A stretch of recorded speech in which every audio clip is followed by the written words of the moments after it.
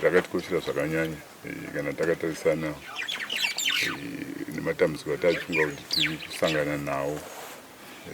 Kazhinji kazhinji kwanga kuchiitwa marasha chakomaking, kwanga kuchiitwa nyaya dzekutengeswa kwehuni.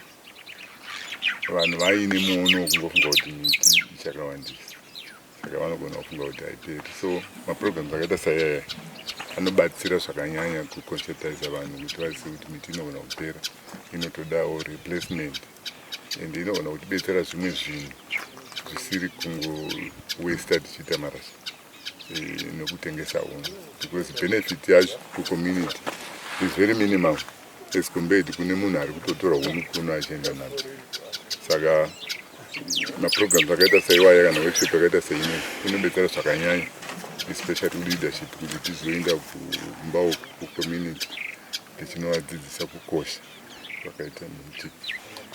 Nyaya dzeclimate change nemapisiro aita zuva, mumwe nomumwe munhu ave kuona kuti pane chiri kuitika. Mwaka iri kutosanduka evident.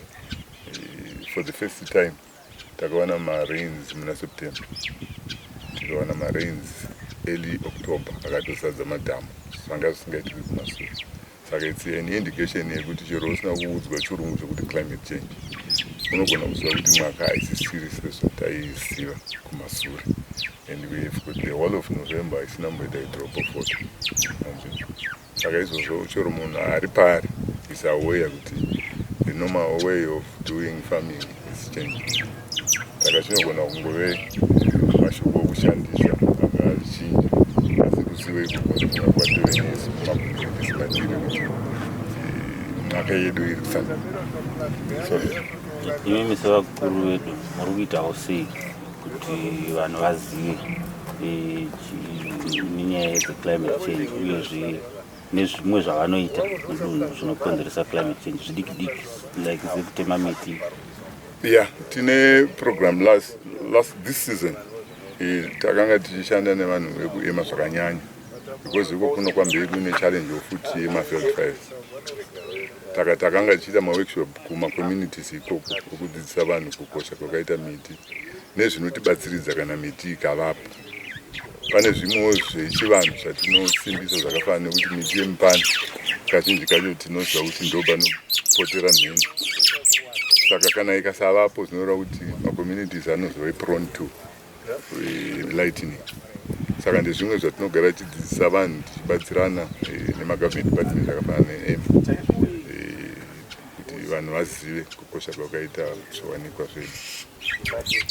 Kazhinji kacho climate change inokonzeresa poor harvest nenzara mudunhu.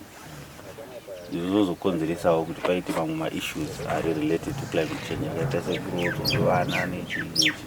Makamira seiwo mudunhu menyu nyaya dzekurodzwa? Pane mamitigatari ari kuitiwa akafanana nezvanapfumbudza zve anoenderana nemwaka iyoyi. Kana tikarima kurima kwakaita saikoko tinogona kuharvesta. Takapikisana nekuti zvanoita zuva. Hatisati tasvika pamalevels ekuti vanhu vasvika panzara, yekuti vanhu vangasvika pakurodza vanhu. Though machallenges okuroorwa kwavana at an early age ariko, but they are not being caused nenyaya yekuti vanhu vanenge vane nzara. Zvinhu zvatinongofunga kuti zvinongoitikawo nekuda kwekuti vanhu havana dzidziso kana kuti hamene zviri kuitika mukukura kwevanhu. Pamwe pari kuitikawo machanges mumiviri yavana, because you will find kuti tine macases okuti panapa paraini panotove neprogramu yekuendesa masanitary pads maprimary schools, which is an indication yekuti development yevana vasikana is also changing.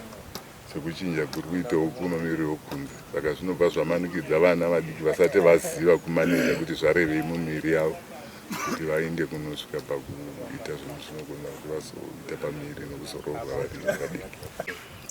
As the whole nation gathers around the country to commemorate the first Saturday of December, which is the National Tree Planting Day, the Midlands Black Rhino Conservancy, the Sebakwe Conservation and Community Development Center joins the rest of Zimbabwe in these commemorations today as we celebrate with the theme of the tree acacia, xanthophylla, the yellow fever acacia. Besides the today's event, this nursery was set up last year, bringing in communities that surround the conservancy, entitled the Social Reforestry Program. We want to boost the numbers of the trees that are within the conservancy and surrounding communities for the benefit of these communities. We are looking at indigenous fruit and medicinal tree propagation. The communities benefit directly through value addition, hence our partnership with the National Biotechnology Authority of Zimbabwe for value addition. And in terms of carbon credits, we are also trying to put value to a tree. If one farmer realizes that one marula tree, for example, they can get a revenue out of one tree, it would add value to them more than just being a problem tree that attracts elephants within the conservancy. If these communities get to benefit out of the trees, it's value added, hence the need to help in protection. We have also joined the world through the Global Forest Watch under the Earth Ranger Artificial Intelligence Monitoring, whereby we get to monitor the rate at which our forests are being decimated, or the rates at which we are adding back the lost trees within the conservancy. There's been noted change of land use within the Midlands Black Rhino Conservancy, which has led to the decimation of forests. But we are saying, be that as it may, the struggle that we have now is to put back and educate the new settlers that have come the importance of tree conservation and preservation. Any challenges of human and animal cohabitation? The challenges of human and animal cohabitation, it's an ongoing challenge, but our role is to help to mitigate those challenges through these education workshops that we engage with the local communities, to engage them and also to make them benefit from the wildlife, from the flora and fauna. We want them to realize the direct benefits as a way to mitigate these challenges. The thing that we have been experiencing is mostly subsistence poaching. You realize protein has become much expensive on the market. People would want an easy route to help nourish their protein desire. We last had commercial syndicates coming in about 3 years back, but of late I think the graph has been going on a decline in terms of poaching, but it's subsistence poaching, poachers with snares and dogs, spears. The great challenge that we have within this conservancy, you know, we had these old telephone lines that were once used as landlines. We would want to appeal to, who is the authority for the telephone lines? It's T1. It used to be PTC or something. T1, we would want to appeal to T1 if they can manage to remove those old telephone lines that are no longer useful. They are made of copper wire, so someone cannot just go and remove them. They might be held liable for being in possession of copper. It's these lines that are being used to make these wire snares on most cases. Sekuziva kwenyu ndofunga kuno ward 2 yeziva kwechirumanzo, especially area inoyatauya kuno yekusebhakwe. Ndofunga mukacherechedza zvikuru yanga iri maconservancy, kwanga kune mhuka dzakawandisa. Saka tine area yakazoita sePoldo, Rockville neLorraine, patakazoita maresettlements. Saka munoziva kukosha kwemiti neivhu nekuzorima nevanhu. Mukatarira zvinhu izvozvi vanhu vakauya kuno vachada kuvhura minda, saka program iyo inobetsera kuti vanhu vazive kuti chero patiri kuvhura munda ipapa tisangoteme miti yese. Ichatibetsera zvakati nezvakati, the ecosystem won't be affected because ndofa mukatarira tine zvimhutu zvinogara mumitiwo zvinofanira kutibetsera paecosystem yedu. Saka kana miti yacho ikapera kusina miti kunoku, I think tinenge tava nedambudziko paecosystem. Then tozobva ipapo totarira kuti munozova kuti isusu tinoshandisa mishonga yechivanhu, mwe miti inorapa. Saka kana tatema miti yese ikapera ikasara kusina chinhu, tinenge tadzokera kumashure. Ndofunga munozova kuti kubva kare vakuru vedu vekare vaivimba nemiti iyo ichinzi warumwa nenyoka tora muti wakati, warumwa nechakati tora chakati. Uye mumiti mumutaitowana zvinhu zvakaita fanike kudya. You remember fanike mopani worms anobatsira, especially fanike segore rinatatarisana nekuti mvura ishoma. Mamopani worms anenge akawanda, saka tichiwana zvokudya. Saka zvino kana miti yese ikatemwa kusina ratova dambudziko kuvanhu. Saka tinotenda nekuda kwezuva iro ratava naro nhasi pakuti riri kutibatsira kuti tidzosere nyika yedu payanga iri in terms of kusikwa kwayakaitwa naJehovha nemiti yavanga vakaisa panzvimbo imwe neimwe. Matambudziko amuri kusangana nawo mudunhu menyu nenyaya dzekutemwa kwemiti akamira sei? Matambudziko atachisangana nawo anova atiri kubetserana nema-village heads nemapurisa anga ari vamwe vanhu vanga vachitema miti vachiita marasha, but izvozvo takazozvistopa. Tiri kuti masabhuku ngavatarire zvese, vanenge vabatwa vachiita izvozvo kana zvanetsa aita nharo kuchero kumapurisa ngavaende nayo. Ndo dambudziko ranga riripo, asi sofa vanhu vakunzwisisa chirongwa chekuchengetedza miti yedu munzvimbo inoi, nokuti takavapa mufananidzo yedzimwe nzvimbo dzave magwenga. Uye mukatarira vanhu vari kuno vauyi vakauya iko zvino vakabva munzvimbo dzanga dzapera miti, saka vamwe vari kuno vakuziva kukosha kwemiti nokuti kwavakabva vakaona kusina miti. Nyaya dzeclimate change mudunhu menyu vakutinzwisisa here vagara kutema miti kana kuti zvimwe zvinhu zvavanoita zvinokonzeresawo kuchinja kwemamiriro ekunze sekusanayi kwemvura iko?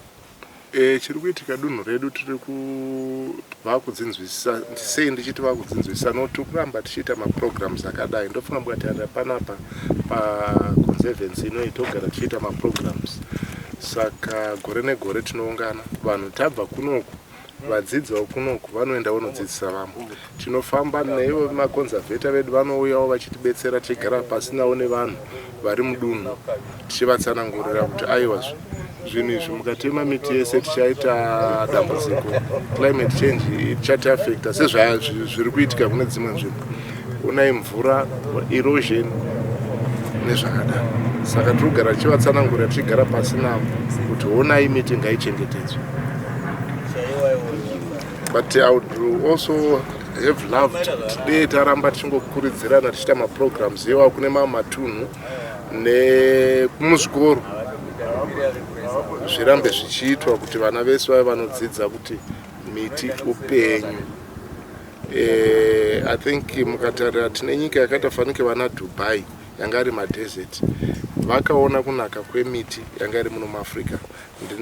Ndinewo ukanda ikatarira dzimwe ndege dzaisenga miti kubva muno muAfrica dzichiendesa kuDubai, pavaitonodzvara miti yavo vachireclaima nekuisa ivhu remuno kuti vatowaona Ini ndinoitwa Xavier Magona, ndakamirira DDC Kwekwe paMupungu. Ndafarira chirongwa chiri kuitwa panapa chekudzvagwa kwemiti. Miti yakanaka mukati medunhu redu rineri. Inotipa mimvuri, huni, asi takatarisa panyaya yeuna. Hatizokurudziri kuti vanhu vateme miti ichiri mupenyu. Huni dzinofanira kutogwa pamiti inenge yaoma. Tichireplace futi imwe miti yatinenge tatema iyoyo. Ndafarira chirongwa chiri panapa. Ndaona pane moringa trees. Pane 1000 moringa trees dzirikufana kutsvagwa panapa. Zvinenge zvanakirawo dunhu rekunoku ine kwekwe zvakare pakuti moringa inobatsira pamishonga zvinobva zvanyatsokufamba. Koita takatarisa panyaya tichitarisa nemamiriro akaita kunze aya zvinhu zvinonyatsomira zvakanaka. Nyaya yeclimate change iri kuafecta zvinhu zvakati tichitarisa nzvimbo dzakaita vana Slovela, vana Zhombe, unoona kuti vana vadiki vanozonorodziwa, inenge iri nzira yekutsvaka chikafu nei, but vana vari kutambudzika vari kupinda mukati memamarriages vari vadiki. Vamwe vacho vakungotengesa miviri nenyaya yekuti vanenge vava kutsvaga kurarama. Hazvina kunyatsokumira zvakanaka. Today is a special day. It's a tree planting day at national level. It has also coincided with our tree planting program. We always do so on national tree planting days. But today is so special in that we've got also world leaders gathered in Dubai for the COP28. This is on the backdrop of environmental problems that we are facing. As Midlands Black Rhino Conservancy, we are not only looking after the black rhino, but all the flora and fauna, and that we conserve the resources that we have. We also play a role in fighting the climate change. We're almost coming to a catastrophe environmentally worldwide. Can experience the issues of droughts that are occurring so frequent. It will take centuries, if not until we are no longer on Earth ourselves, to reverse the damage. The glaciers are actually melting, the sea levels are rising, and that is also a very big threat to human survival in terms of food, in terms of space. So we are actually doing our best in complementing government efforts at local level towards conservation, what we call sustainable development, preventing greenhouse damages. This was a conservancy where animals used to dwell free by themselves. Now that there are farms baked in, what are the challenges maybe related to human-wildlife conflicts and other, like cutting down of trees for other human use? Development and growth can be dangerous if not properly planned. However, there are plans in place. We are working together with departments, government departments, like parks, where plans are afoot to actually foster human-wildlife coexistence without one posing a serious threat to the other, still maintaining the order of the environment. God said, "I'll never destroy mankind using water." Water, fire, these are some of the very dangerous issues. Over years, we've been playing around, destroying the ozone layer, destroying the forest. However, now we are faced with that very catastrophe, so that everyone is up, and the G7 has been encouraged to lead in the preservation of the atmosphere through reducing gaseous emissions. In your area, how aware are your subjects, can I say, or the people around your area? How are aware about the topic of climate change, and what mitigatory measures are they doing? Thank you very much. As we are gathered here today and you are witnessing on my background, we engage the community in terms of the environment. Today we are having lessons on conservation. This is a program which started last year. It will take us almost 5 years. We are teaching the community on the matters of seed collection, actually planting of trees, grafting, budding, and the like, so that we also conserve those trees which are facing the extinction dangers. And out of that, besides just conserving, this is also a source of food. And we're looking at the changes in technology leading to the use of fruits and the like for production of food, indigenous food for that matter. And actually we hope that our higher institutions of learning will also have hubs which do deal with conservation for sustainable development besides just industrial. Well, this is part of agro processing operation. How prepared are you to deal with the effects of urban expansion and climate change on animals? Yes, in planning the demarcated areas, like we've got certain animals which require certain habitat. And once you encroach, then you're posing a danger. What you do in your planning, like Zimbabwe at large, we're now having transfrontiers where wildlife is actually conserved. We've got botanical gardens, we've got sanctuaries, we've got national parks, we've got conservancies like this one. It's all efforts to try and ensure that there is not much human encroachment into wildlife habitat.